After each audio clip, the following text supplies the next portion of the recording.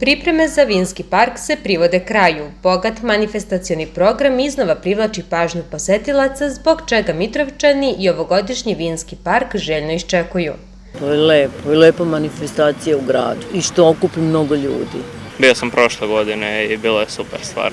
Baš interesantno i dosta ljudi se okupi. Bitno da se nešto dešava, da to je super za ovakav grad gdje su mnogi vinski podrumi tu pored Dunava. Zainteresovani posetioci mogli su do danas da kupe čaše online uz mnoge pogodnosti, dok će sutra za vreme manifestacije moći da kupe čaše na 4 lokacije u parku.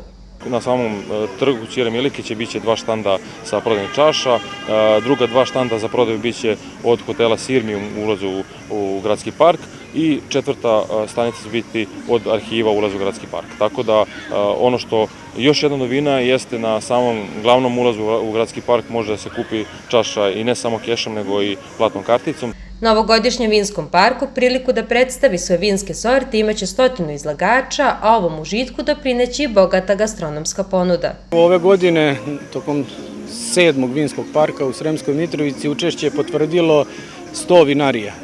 Kad kažemo 100 vinarija, to se odnosi na vinarije iz svih vinskih regiona Srbije, ali i iz nešto šireg regiona, dakle iz komšijskih zemalja, iz zemalja bivše Jugoslavije.